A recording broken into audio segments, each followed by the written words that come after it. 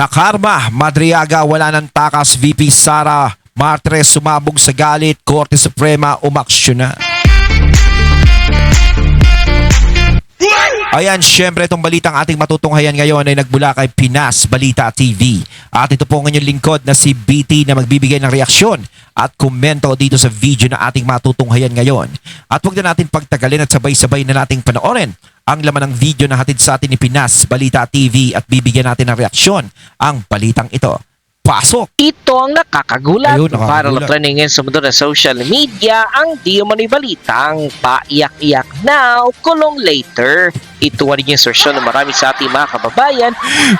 Pwede ng pangpamas eh, no? Dramatic actor. Kung wala ka na. Dapat yun ang yung background music na Madriaga habang umiiyak siya. Matapos ngang maglabas sa kanyang official statement si ex-Ombudsman Martires kung saan ay walang pagdadalawang isip at buong tapang yung sinupalpal ang katotohanan si Madriaga. Ayon sa kanya ay sobrang napakasinungaling daw di umano Madriaga dahil puro gawa-gawang kwento lamang ang kanyang sinumpang salaysay. Ayon pa sa kanya ay kung talagang totoo na may koneksyon si ex-Ombudsman Martires kay dating Pangulong Rodrigo Roa Duterte ay bakit hindi na lang direktang ibigay ni Tatay Digong ang pera kay ex-Ombudsman Martires? Bakit pa niya ipapadaan sa isang hindi kilalang tao para lang maibigay ang pera sa kanya? Dahil nga dito ay marami sa ating mga kababayan na nagsasabi na dapat ikasuhan di umano ito ni ex-Ombudsman Martires si Madriaga upang sa ganon ay masampulan na ito at makulong at mabulok sa presinto. Pero bago ang lahat mga Kapinas, kung bago ka pa lamang sa channel namin ay huwag mong kalimutan mag-subscribe at pakiclick na din ang notification bell para mas maging update ka pa lalo sa lahat pa ng bagong videos na i-upload namin. At yun nga mga Kapinas, hindi lang ang mga solidong taga-suporta ng pamilyang Duterte ang nagsasabi na talagang sinungaling itong sa Madriaga dahil marami ding malalaking tao at kilalang tao ang magpapatunay na talagang gawa-gawa lamang ni Madriaga ang kanyang sinumpang salaysay. Isa na nga di mo na dito si ex-Ombudsman Martires kung saan ay kanyang pinasinungalingan na naging statement ni Madriaga na di mo na tumanggap ito ng pera galing sa mga Duterte. Banat pa ni ex-Ombudsman Martires ay talagang sinungaling itong sa Madriaga dahil wala di mo na daw siyang koneksyon kay dating Pangulong Rodrigo Roa Duterte at kung tatanggap daw... Wala yan, ano lang naman yan, talim witness lang yan. No, tanga na lang kasi maniniwala kay Madriaga eh. Kumbaga sila na lang dyan. Di ba? Di mo na siya ng pera galing kay Tatay Digong ay dapat siya na daw di mo na ang kusang kukuha dito galing mismo kay dating Pangulong Rodrigo Roa Duterte. Hindi na ipapadaan sa isang di kilalang tao. Ayon pa sa official report nilabas ng ang balita ngayon sa kanilang official Facebook account. Matakin mo, habang umiiyak siya, nagbabasa siya ng script. Kitang-kita naman natin, di ba? Kung ikaw, hindi ka naman sinungaling na tao, hindi para magbasa ka pa na magbasa ng script. Inconsistent, ex-Ombudsman Martires binasag ang aligasyon ni Madriaga. Naglabas ng payag si dating Ombudsman Samuel Martires kaugnay ng mga aligasyon ng testigong si Ramil Madriaga sa gitna ng impeachment proceedings sa laban kay Vice President Sara Duterte. Pag-question sa luhika ng aligasyon, direktang koneksyon ni Martires ang sinasabing pag-deliver umano ng pera sa kanya sa pamamagitan ng ibang tao sa halip na direkta. Parang yung mga nagiging issue ngayon, di ba? Yung mga dinideliver ng maleta, may nagdi-deliver ng maleta. Parang ipinapasa nila sa mga Duterte. Di ba? Yung pangyayari na yun. Halimbawa, ito sinasabi na dumadaan pa sa ibang tao yung pera. No, para kay Martires o 'di ba? Na pwede namang kunin ni Martires kaysa ipadaan pa nga naman sa ibang tao. 'Di ba kung ano yung nangyayari ngayon, is yun ang ginagawa nila ng script. No? Yun, parang ipinapasa yung issue sa dati. Na kailangan kayo yung gumagawa niyan, hindi kami. Di ba? Parang ganun. Kayo yung gumagawa niyan, hindi kami. Kayo yung mga nagpapadeliver ng mga ganyan, ng mga parang mali-maleta. Napapaghalata naman natin talaga, no? public perception that I am close to former President Rodrigo Roa Duterte is true, then why would the former president send me money through a non-entity with Pangulong Rodrigo Roa pwede naman Duterte dumiretso. and easily summon Diba? me so he can give me money? O pwede naman siya pumunta doon. Close naman sila, di ba? Kasi kung may mai-involve pang ibang tao, once na mag-away-away pa sila, syempre magiging bala sa kanila yon. Kaya tama naman yung sinasabi ni Martires na pwede naman siyang dumirekta na lang kay PRRD kung merong ganun. Di ba? Uso Judas, di ba? Alam naman natin yan. Syempre, para ingatan mo yung pangalan mo, ikaw na lang didirekta.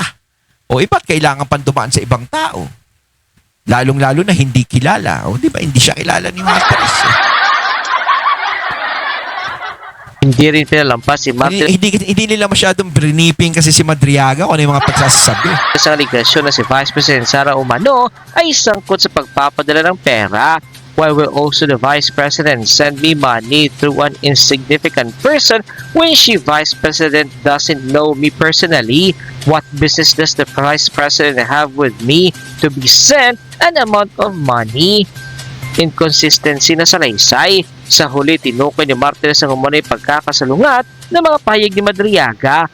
Madriaga's statement is inconsistent with his previous sworn statement made in 2025. Ang reaksyon ni Martires ay kasunod ng affidavit ni Madriaga na nagsasaad ng umano'y pagpapadala ng pera sa Office of the Ombudsman noong December 2022, isang aligasyong bahagi ng mas malawak na usapin sa impeachment complaint. End quote. Matapos nga lumabas sa balitang ito ay umani agad ang samot-sari komento at reaksyon mula sa marami sa ating mga kababayan at marami nga sa kanila ngayon ang hindi napigilan kanilang sarili na maglabas ng kani-kanilang hininga at komento sa mundo ng social media. The netizens posted, kahit anong paggawin ninyo, hindi nyo kayang baluktutin ang magandang nagawa ng nakarang administrasyon. Ramdam ng maraming Pilipino sa puso ng bawat Pilipino. Sa totoo lang kasi, no, gustong-gusto talaga nila lagyan ng bahid ang administrasyon ni PRRD noon. Gustong-gusto nila dumihan. Sa totoo lang kasi si PRRD bumaba ng Malacanang, bumaba ng palasyo nang walang kahit na anong bahid. No? At yung mga tao nakita naman natin na nasatisfied naman sa ginawa ni PRRD kahit pa paano, nakulangan pa nga eh. Gustong-gusto pa nga siyang pabalikin ng mga tao. At saka nakita naman natin sa lahat ng mga dumaang presidente, kay PRRD talaga yung naging madamdami ng pag-exit sa palasyo. Diba? Yung iba, pag natapos na yung termino sa palasyo, wala, parang wala lang. Wala, tapos na termino niya. No? Diba? Pero si PRRD, maganda ang pag-exit niya. Talagang halos naging mabigat sa damdamin ng mga tao na parang talagang gusto nila na si PRRD pa rin ang magtuloy-tuloy na presidente ng Pilipinas. Siyempre, wala naman tayong magagawa dahil hanggang 6 na taon lang ang paglilingkod ng presidente. No, kaso nga lang, akala naman natin maiko-continue yung mga magandang gawa ni PRRD, hindi naman na-i-continue. 'Di ba? Nag-iba, no? Kaya ngayon sana maging makontinue pagdating ng panahon, pagdating ng eleksyon sa susunod, ay makontinue na yung ginawa ni PRRD at manalo na yung karapat-dapat. Diba? Yung karapat-dapat na pwedeng magtuloy sa mga ginawa niya. Yun naman talaga yung hinahanap ng mga taong bayan ngayon eh. Lalong-lalo na kasi nung presidente si PRRD, lahat tayo naging protektado. Parang feeling natin noon malayo tayo sa kapahamakan. Diba? Sila lang naglolokohan. Kaya pilit nila Huwag na sana nilang sabihin yung salitang para sa taong bayan kasi di nga nila matugunan yung tunay na pangangailangan ng taong bayan bagkus pansariling interes lang ang ginagawa nila. Kaya umiiyak kasi tinitiis ang kasinungalingan, dagdag kasalanan, nakulong na nga. Buti pag umiiyak siya, hindi siya natatay. Gumawa pa ng kasalanan. Lord, parusahan mo po yung taong masamang kidnapper na nang dahil sa pera pumatay pa ng tao. Kaya nagsasalita si Madriaga at sinasabing may banta sa kanya at sa pamilya niya. Ihawak nila Luistro at Dilima at mga demonyong gaya nila Candania ang pamilya ni Madriaga. Kaya ito nagsasalita ng ukol kila Luistro. End quote. bigyan natin ng reaction, opinion Ayun, itong syempre, bago natin simulan ng video ito, nais ko nga pala magbigay ng credits dito sa boses at video na matutunghayan natin ngayon. Nagbibigyan ng reaksyon, walang iba, kundi si General Macanas. Syempre, huwag niyong kalimutang suportahan ang channel General Macanas. Mga katunay, pakibisita po yan at huwag niyong kalimutang mag-subscribe at mag-follow para maging updated po kayo sa mga vlogs, reactions at sa mga balita na hinahatid sa atin ni General Macanas. Ayan yung The General's Viewpoint. Mga katunay, ipagpatuloy natin. ang balita ngayon. Title, Inconsistent. Ex-Ombudsman Martires binasag ang aligasyon ni Madriaga. Naglabas ng pahayag si dating Ombudsman Samuel Martires kaugnay ng mga aligasyon ng testigong si Ramil Madriaga sa gitna ng impeachment proceedings laban kay VP Sara Duterte. Direktang question ni Martires ang sinasabing pag-deliver umano ng pera sa kanya sa pamamagitan ng ibang tao sa halip na direkta. Ito ang payag ng dating ombudsman. If the public perception that I am close to former President Rodrigo Duterte is true, then why would the former president send me money through a non-entity when PRRD can easily summon me so he can give me the money? Oh. Bakit kailangan papadaanin sa iba? Kalokohan itong scriptwriter ni Madriaga. Who is... Kaya gaya na sinasabi ko kanina, yung nangyayari sa mga mali-maletang issue, yun ang gusto nilang parang ginagawa ng mga panahon ni PRRD. Doon ipasa.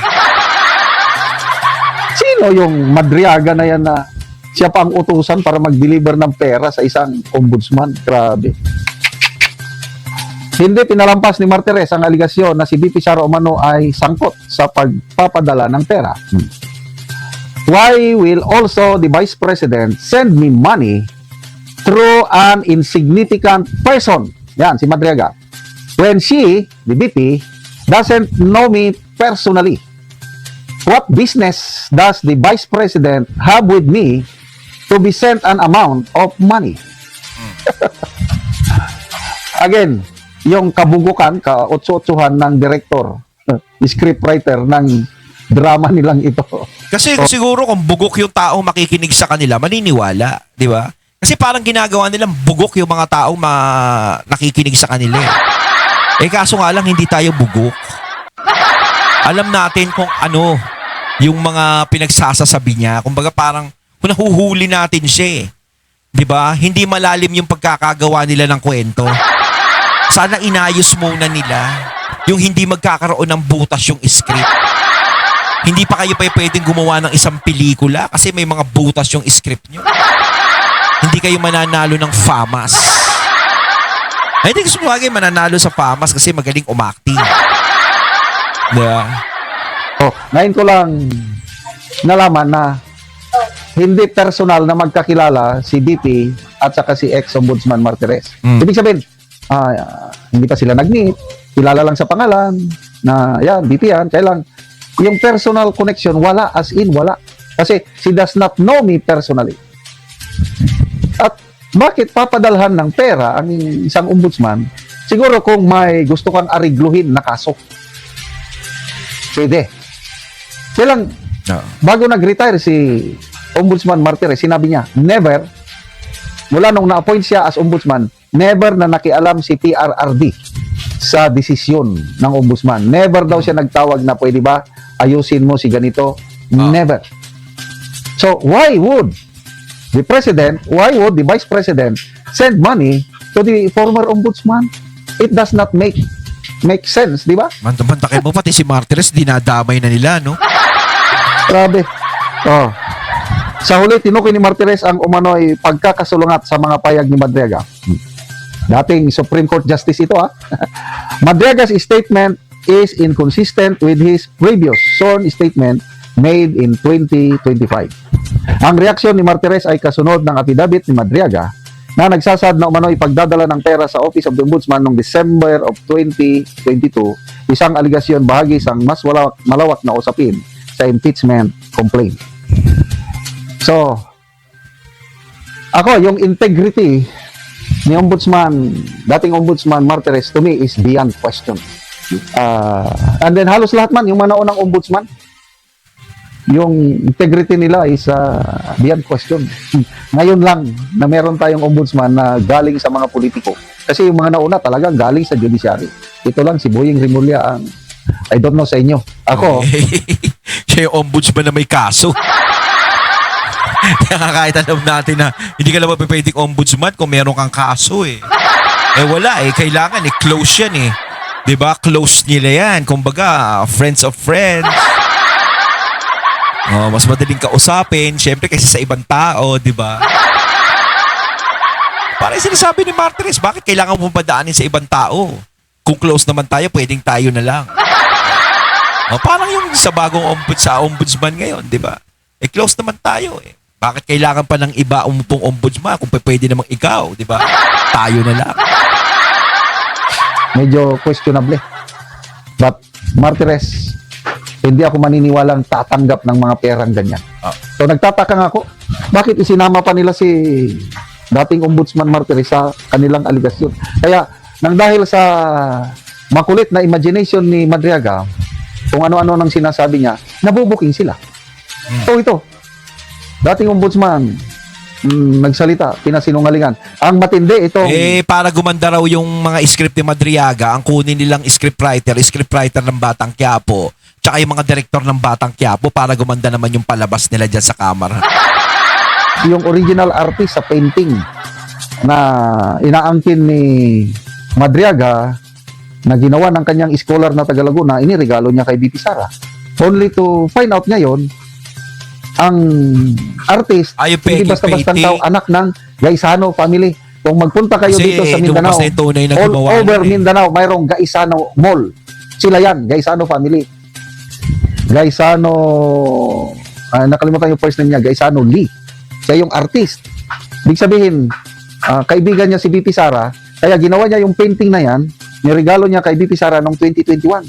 At sa Facebook post ni BP Sara, ipinost niya yan na niregaluhan ko. So, magkatugma ang sinasabi ng artist at saka ni BP Sara na siya ang gumawa ng painting na yon at iniregalo kay BP Sara. All of a sudden, Tsaka kung totoo naman yung sinasabi ni Madriaga, wala namang magki-claim ng picture na yon, di ba? Yung painting na yon. So, meron claim, di ba? O ano namang motibo niya para magsinungaling siya na kanya galing yung painting na yon. Kumbaga, siya ang original na gumawa at peke yung inilalabas nila. Kasi sinasabi nilang binigay kay BP Sara, di ba? Siguro wala namang motibo yon para magsinungaling. Para sabihin na, ako yung gumawa talaga ng painting ni BP Sara, di ba? Parang ganun. O, para saan? Para magsinungaling siya. Para kalabanin yung mga nagdidiin kay BP Sara. Di ba? here comes a convicted criminal o kidnap or ransom gang leader saying na niregaluhan niya si BP Sara ng Tsaka gaya nga niya, may kaso din yung witness na yan si Madriaga. Wala pa kayong makuha na matinu-tinu? Di ba? Yung matinu-tinu na alam naman namin na pwede namin pagkatinu. Yung walang record. Kailangan ba yung may record? Kasi pwede naman kasing sabihin natin na, o sige, tumistigo ka ng ganyan. Idiin mo si Sara Duterte para gumaan yung kaso mo. Para naman makalaya ka, yan ang kapalit. Di ba? Pwede naman. Kasi syempre, iisipin ng mga tao ganun eh. Di ba? O kung ganun ang magiging kapalit, syempre kung ganun ang sasabihin sa'yo, baka pati pagkanta sa pagpas lang sa mga bayani natin, sabihin mo na si BP Sara yung may gawa. Di ba? Nasaksihan mo. Di ba? Kaya nga, para mas maganda-ganda naman, para kapanipaniwala, kumuha naman kayo ng mga matitinong tao. Yung mga decent at matitinong tao na alam natin na walang sabit. Kinukuha niyang testigo, may mga sabit eh. Oh. Ano ngayon ang masasabi nyo? Honorable Luistro, Ridon, De Lima, Abante, ex-Senator Trillanes, pakisagot ko no. Kasi yan ang pinakamalaking sampal so far sa testimony ni Madre dahil kilalang businesswoman, kanya yung painting na yon. Kaya sabi niya, hindi ako taga-Laguna, hindi ako scholar kanino. Dahil bilyonaryo yung Gaisano family dito sa Mindanao. Tapos, pinaral daw siya ni Madriaga. Ay, nako. Baka mamaya si Madriaga sampalin nila ng pera eh. Sabi, Gaisano Mall, di ba? Sa Sa Davao. Dapat sa Davao yun, guys, sa ano mo. Correct me if I'm wrong, mga katunay. Yan na.